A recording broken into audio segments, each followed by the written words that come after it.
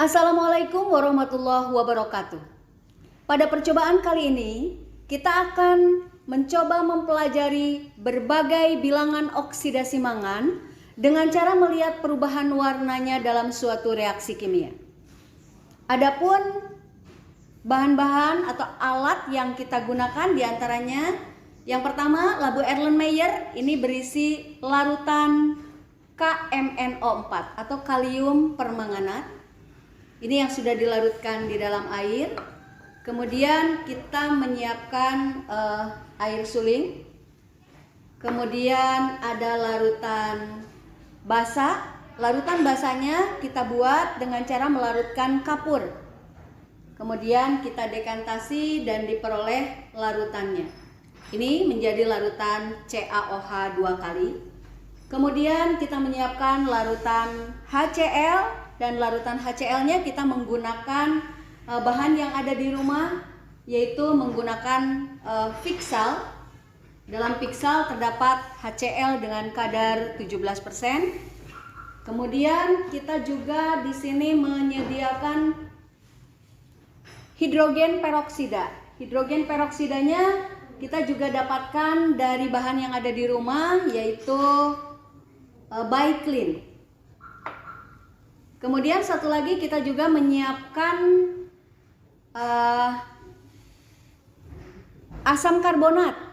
Nah, kita membutuhkan CO2-nya dan ini bisa dibuat dengan mencampurkan soda kue, natrium bikarbonat, dicampurkan dengan asam cuka. Baik, kita mulai saja dengan percobaan yang pertama. Pada percobaan yang pertama ini kita akan mengambil serbuk mangan. Serbuk KMNO4-nya bisa kita dapatkan dari PK dan ini bisa dibeli di toko obat. Kita mengambil sedikit saja PK-nya atau KMNO4-nya, kemudian kita nyalakan api dan kita coba bakar. Apa yang terjadi ketika KMNO4-nya ini kita bakar? Ketika dibakar, jangan sekali-kali mengarahkan mulut tabung ke arah orang lain atau menghadap ke diri kita sendiri. Jadi kita upayakan menghadap ke tempat yang kosong, yang aman. Kita akan coba menguji gas yang keluar dari pembakaran ini dengan cara memasukkan bara.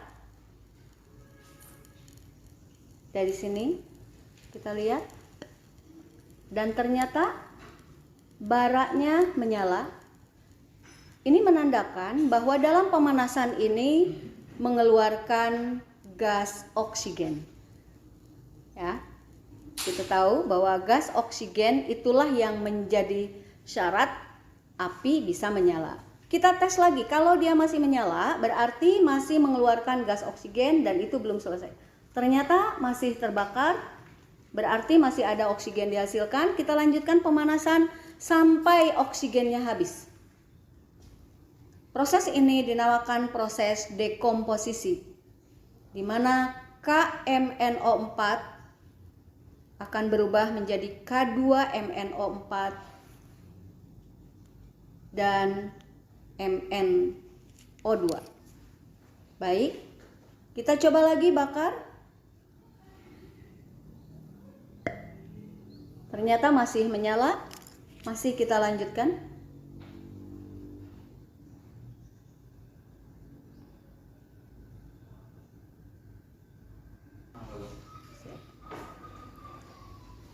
Jika sudah kita yakinkan bahwa tidak ada lagi oksigen yang dikeluarkan, ya, dengan bukti bahwa lidi atau bara apinya sudah tidak menyala lagi, ini membuktikan bahwa oksigen sudah habis, kita hentikan pemanasan. Sekarang kita akan coba menguji hasil dekomposisi dari KMNO4 ini kita akan larutkan ke dalam berbagai macam larutan. Yang pertama kita akan masukkan ke dalam larutan basa. Larutan basa atau KOH. Dalam hal ini kita coba apa yang akan terjadi. Kita lihat sedikit saja kita masukkan dalam KOH. Diperhatikan baik-baik, ternyata dengan basa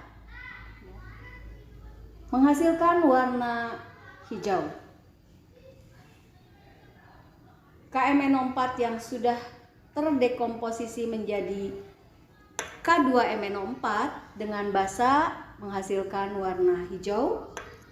Kita akan coba larutkan di dalam air sekarang. Kita ambil lagi sedikit saja. Coba bagaimana warnanya di dalam air.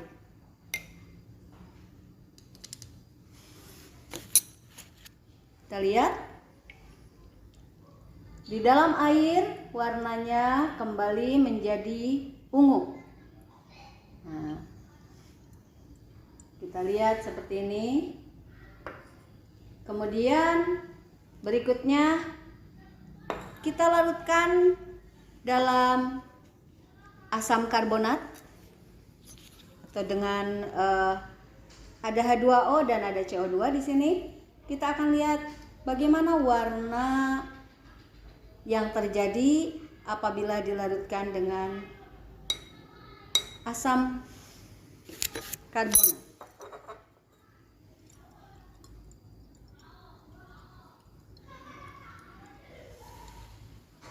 Warnanya agak coklat ya, warnanya agak coklat. Dan satu lagi kita akan coba masukkan ke dalam peroksida, ke dalam H2O2 atau peroksida. Kita masukkan sedikit saja. Apa yang terjadi? Ternyata ketika dimasukkan ke dalam peroksida,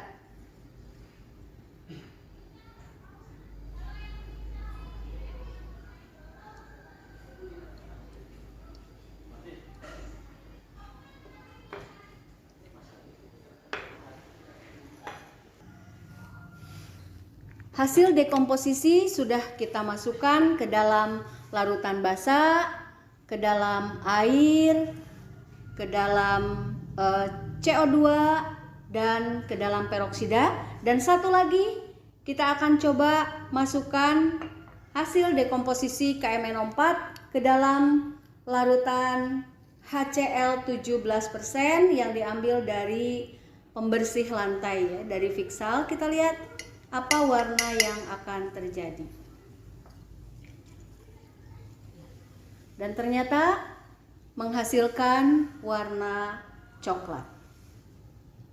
Jadi demikianlah reaksi antara KMNO4 yang kristalnya kita panaskan dengan basa, ternyata menghasilkan warna hijau.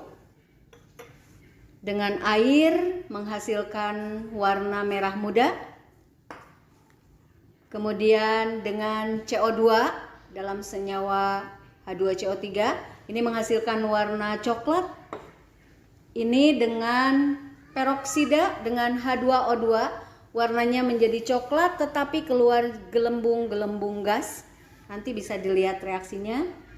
Dan ini dengan asam HCl 17% yang diambil dari pembersih porselen, yaitu dari Fixal seperti itu. Demikianlah percobaan yang pertama. Baiklah, kita akan lanjutkan dengan percobaan yang kedua. Pada percobaan yang kedua ini kita akan melihat efek perubahan panas pada reaksi autoredox dengan bahan menggunakan HCl 17% diambil dari pembersih lantai, kemudian menggunakan karbid atau kalsium karbida, dan satu lagi kita menggunakan bahan peroksida diambil dari pemutih pakaian. Kita akan coba, kita siapkan HCl kurang lebih 50 ml.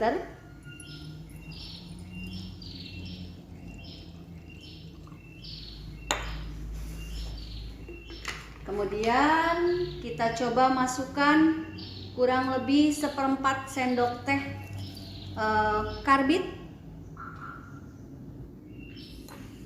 Kita akan coba masukkan 1/3